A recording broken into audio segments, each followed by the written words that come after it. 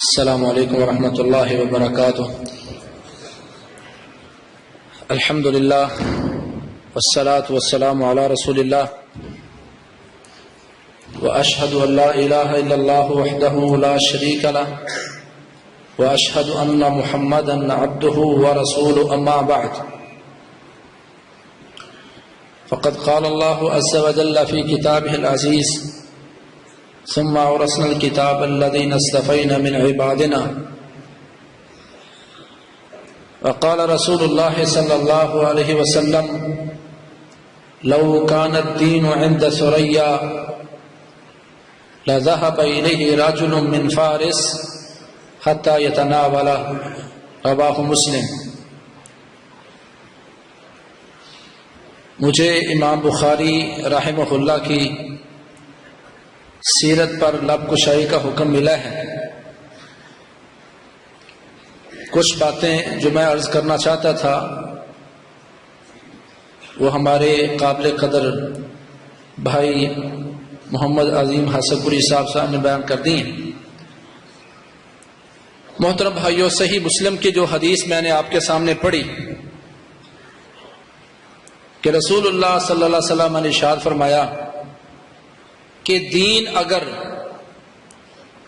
اوج ثریا پر بھی ہوتا، ثریا ستارے پر دین ہوتا تو اہل فارس میں سے ایک بندہ اس تک جا کر اس دین کو حاصل کرتا۔ تاریخ اسلام میں اگر آپ غور کریں تو اس حدیث کا سب سے بڑا مصداق آپ کو امام بخاری رحمہ اللہ ملیں گے کہ بلاد فارس میں جن لوگوں نے دین کی خدمت کی ان میں سب سے زیادہ اللہ تعالی نے کام امام بخاری رحمہ اللہ سے لیا۔ گویا کہ امام بخاری رسول اللہ صلی اللہ علیہ وسلم کی پیشین گوئی ہیں۔ امام بخاری رحمہ اللہ کی سیرت کہاں سے شروع کریں؟ 11 سال کی عمر تھی، امام داخلی کے پاس علم حاصل کرنے گئے ہیں۔ استاد جی نے سند پڑھتے وقت غلطی کی، سامنے کتاب پڑھی ہوئی ہے، استاد جی کتاب سے دیکھ کر پڑھا رہے ہیں، کہتے ہیں حدثنا سفیان ان ابی زبیر ان ابراہیم۔ امام بخاری رحمہ اللہ کہتے ہیں استاد جی اپنی کتاب پر غور کیجئے، کہیں غلطی ہو رہی ہے۔ استاد جی نے دوبارہ اپنے ہاتھ سے لکھی ہوئی کتاب دوبارہ اس کو دیکھا تو کہنے لگے کوئی غلطی نہیں ہے۔ امام بخاری رحمہ اللہ نے اپنے استاد جی کے سامنے گزارش کی، ارجع الی اصلک، استاد جی اگر آپ کی اصل کتاب موجود ہے تو آپ وہاں دیکھیں، غلطی ہو رہی ہے۔ اساتذہ نے 2 طرح کی کتابیں یا اس سے زیادہ کتابیں ہوتی تھیں، ایک اصل ہے اور ایک رفع کی ہوتی ہے تاکہ اللہ نہ کرے گم ہو جائے تو علم ہی نہ چلا جائے۔ استاد جی نے کتاب بند کی، گھر گئے، جا کے اپنی اصل کتاب کو کھولا، واپس لوٹے۔ 11 سال کی عمر ہے امام بخاری رحمہ اللہ کی۔ آج صحیح البخاری پڑھانے والا استاد صحیح بخاری کی سندیں پڑھتے وقت کتاب میں غلطی ہو تو اس کی تصحیح کی طاقت نہیں رکھتا، چہ جائے کہ زبانی شاگرد استاد کی غلطی نکالے۔ امام داخلی واپس آئے، پوچھنے لگے امام بخاری بتاؤ غلطی کیا ہوئی ہے؟ کہنے لگے استاد جی جو آپ سند پڑھ رہے ہیں حدثنا سفیان ان ابی زبیر ان ابراہیم، ابراہیم سے ابو زبیر روایت نہیں کرتا بلکہ ابراہیم سے روایت کرنے والا شخص زبیر بن عدی ہے۔ استاد جی کہنے لگے میں نے اپنی اصل کتاب میں دیکھا تیری بات ہی درست ہے، وہ ابو زبیر نہیں ہے، وہ زبیر بن عدی ہے۔ 11 سال کی عمر میں رب کائنات نے اس قدر توفیق بخشی۔ 18 سال کی عمر میں امام محمد بن یحییٰ ذوہلی کے ساتھ کسی جنازے میں چل رہے ہیں، امام محمد الزہلی جو علل کے علتیں جاننے میں لوگوں میں معروف ترین تھے، وہ مشکل سے مشکل سوالات علل کے پوچھ رہے ہیں۔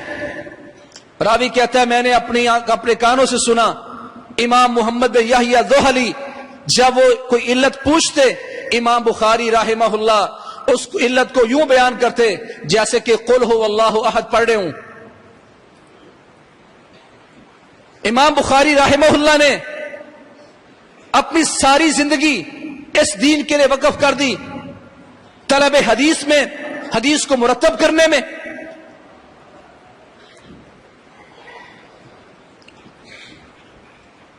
وراق بخاری بھی کہتے ہیں اور محمد بن یوسف بھی کہتے ہیں، دونوں کی الگ الگ روایت ہیں۔ محمد بن یوسف کہتے ہیں میں امام بخاری کے ساتھ ایک رات کسی سفر میں تھا تو میں نے ایک رات ان کے ساتھ گزاری۔ میں نے دیکھا کہ امام بخاری رحمہ اللہ ایک رات میں 18 مرتبہ اٹھے، 18 مرتبہ اٹھ کر چکماک کے ذریعے آگ جلاتے اور کسی جگہ پر نشان لگاتے، پھر سو جاتے، پھر اٹھتے، پھر نشان لگاتے، سو جاتے۔ صبح میں نے پوچھا، امام بخاری رحمہ اللہ فرماتے ہیں رات کو جب مجھے کسی حدیث کے بارے میں کوئی نقطہ ذہن میں آتا، کوئی سند ذہن میں آتی، کوئی اس سے بات کی فہم آتی تو اٹھ کر میں اسی وقت اس کو لکھتا ہوں، صبح تک پینڈنگ نہیں کرتا، ملتوی نہیں کرتا۔ وراق بخاری نے کہا میں عموماً گنا کرتا تھا امام بخاری رحمہ اللہ 15 دفعہ اٹھ کر، رات کو 15 دفعہ اٹھ کر امام بخاری رحمہ اللہ دیا جلاتے اور اٹھ کر کچھ نہ کچھ لکھتے، پھر سو جاتے۔ ہر چیز قربان کی،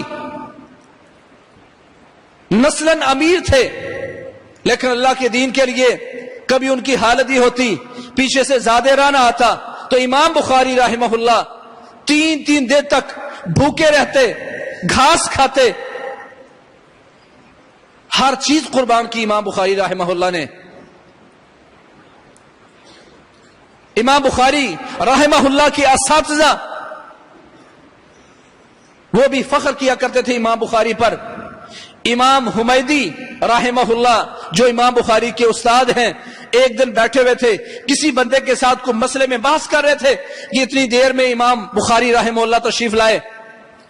امام حمیدی فرماتے ہیں جا من یفصل بیننا، لو اب وہ آ گیا ہے جو تیرے اور میرے درمیان فیصلہ کرے گا، وہ بتائے گا کہ حق بات کس کی ہے۔ استاد فیصلہ کروائیں جن سے۔ میرے بھائیو آج ہم بھی سوچتے ہیں امام بخاری کیوں پیدا نہیں ہو رہے، وہ مائیں کہاں چلی گئیں جو امام بخاری پیدا کرتی تھی، وہ باپ کہاں چلے گئے جو امام بخاری جیسے بچے اللہ سے مانگا کرتے تھے۔ بھائی اس کی وجہ ہے امام بخاری رحمہ اللہ کے والد محترم جس دن فوت ہونے لگے اپنے ساتھیوں کو گواہ بناتے ہیں، کہتے ساتھیوں واللہ ما ترکت فی مالی درہم من حرام ولا درہم شبہۃ، اللہ کی قسم آج میں مرنے لگا ہوں، میرے مال میں ایک درم بھی ایسا نہیں ہے جو حرام کا ہو اور ایک درم ایسا نہیں ہے کہ جس میں شک ہو کہ یہ حرام کا ہے۔ آج کوئی باپ ایسا ہے جو یہ دعویٰ کرے کہ میرے مال میں ایک درم بھی حرام کا نہیں ہے، ایک درم بھی ایسا نہیں کہ جس میں شبہ ہو کہ حرام کا ہے۔ جب امام بخاری رحمہ اللہ اس طرح کا حلال کھا کے پلنے بڑھنے والے ہوں گے تو پھر یقیناً علماء پیدا ہوتے ہیں۔ مائیں ایسی امام بخاری رحمہ اللہ نابینا ہو گئے، ماں رو رو کے اللہ سے دعائیں کر رہی ہے، اللہ مالک الملک نے ماں کی دعا کی وجہ سے ایسی بینائی واپس کی کہ امام بخاری رحمہ اللہ نے اپنی کتاب تاریخ الکبیر چاند کی روشنی میں، چاند کی چاندنی میں لکھی۔ مائیں دعائیں کرنے والی، باپ حلال رزق کمانے والے۔ میرے بھائیوں آج امام بخاری رحمہ اللہ کی سیرت ہم سنتے پڑھتے تو ہیں پر آج ہمارا عمل کتنا اس پر۔ امام بخاری رحمہ اللہ غصہ بھی آتا ہے تو اس غصے کی حالت میں اپنے رب کو راضی کرتے ہیں۔ ایک لونڈی تھی، ساری عمر شادی نہیں کی، ایک لونڈی تھی، لونڈی بھی چلتے چلتے پاس سے گزرنے لگی، لڑکھڑائی تو دوات گرا کر سیاہی گرا دی، دوات گری، سیاہی گر گئی۔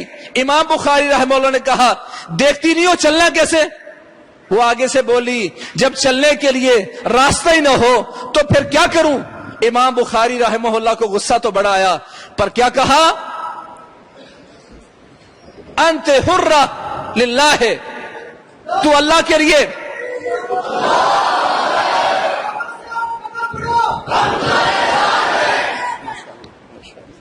السلام علیکم ورحمۃ اللہ۔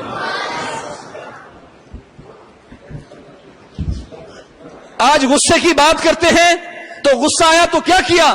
کہا جا تو اللہ کے لیے آزاد ہے۔ آخرت کی فکر اتنی ہے، کہتے قسم اللہ کی جب سے پتا چلا کہ غیبت حرام ہے، مکتب تو منذ علمت ان الغیبت حرام، جب سے پتا چلا ہے کہ غیبت حرام ہے تب سے میں نے کسی کی غیبت نہیں کی۔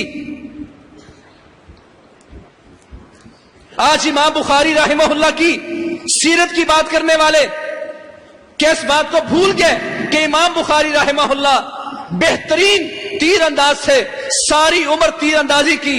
وراق بخاری جو امام بخاری کے خادم بھی تھے کہتے ساری عمر امام بخاری رحمہ اللہ نے تیر اندازی سیکھی، تیر چلائے، ساری عمر میں صرف 2 دفعہ ان کا نشانہ غلط جگہ پر لگا، باقی ساری عمر میں نشانہ صحیح جگہ پر ہٹ ہوتا۔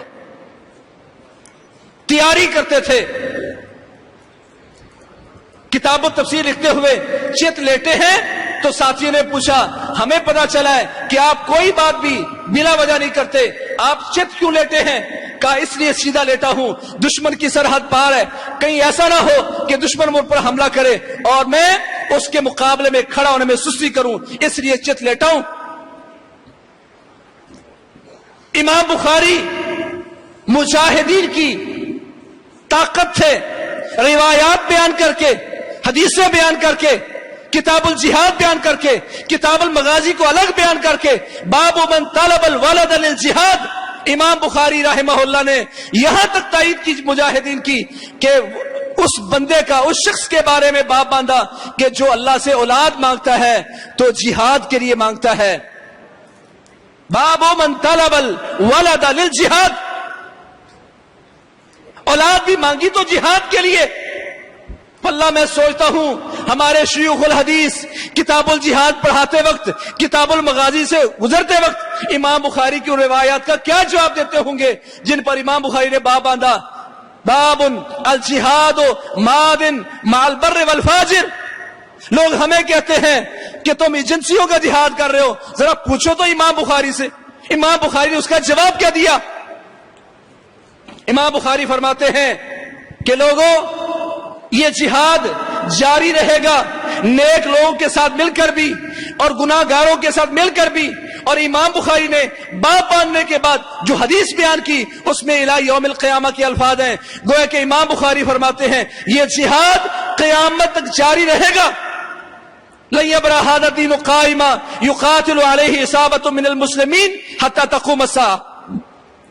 اور امام بخاری باب باندھنے کے بعد حدیث کیا لائے ہیں؟ الخیل معقود فی نواسیہ الخیر الی یوم القیامہ، کہ جہادی گھوڑے اللہ نے ان کی پیشانیوں میں خیر باندھ دی ہے، قیامت تک رہے گی۔ امام بخاری سے دلیل لیتے ہیں جب جہادی گھوڑے رہیں گے تو ان گھوڑوں پر بیٹھنے والے مجاہد بھی قیامت تک رہیں گے۔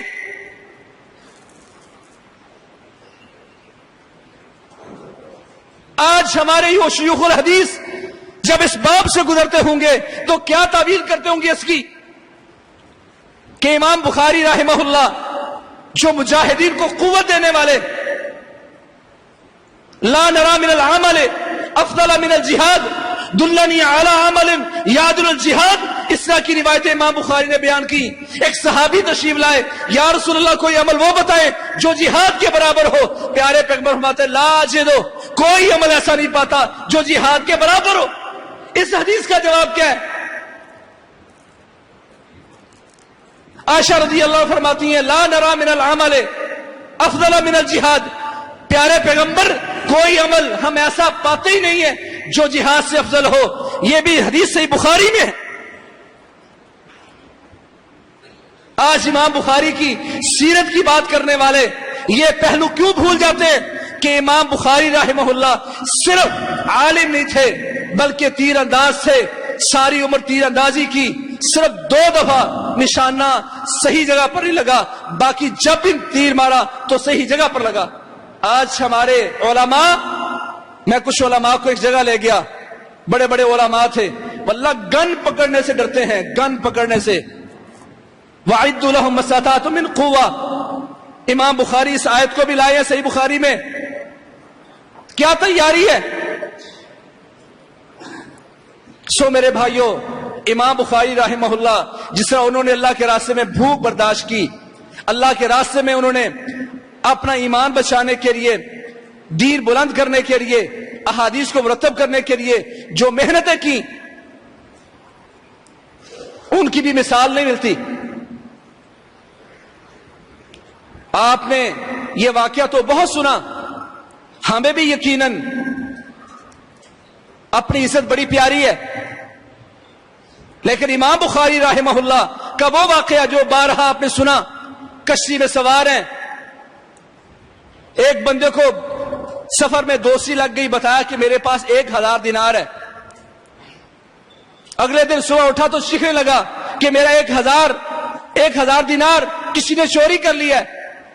ساری کشتی کی تلاشی لی گئی, کسی سے دینار نہیں ملے.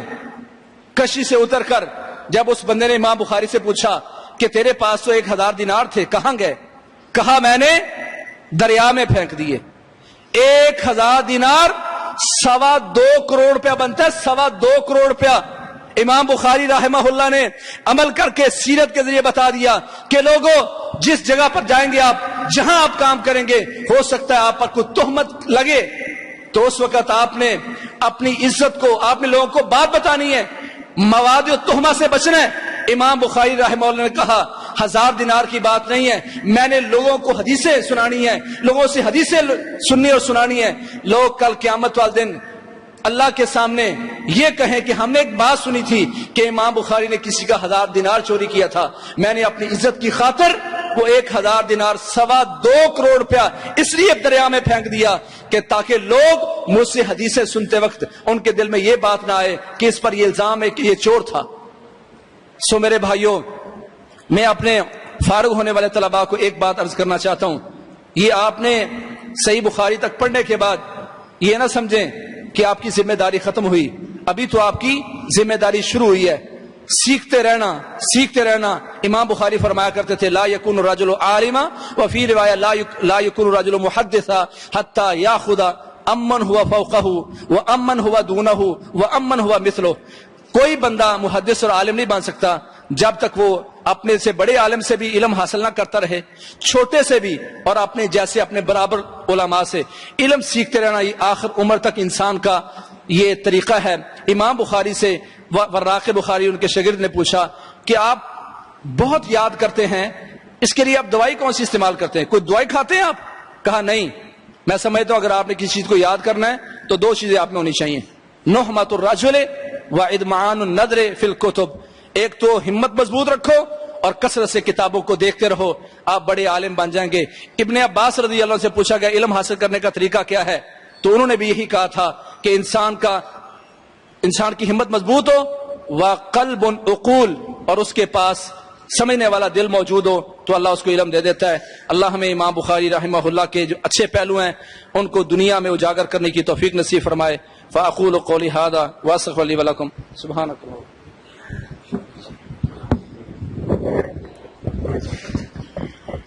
خطاب فرما رہے تھے محترم الشیخ مفتی عبداللطیف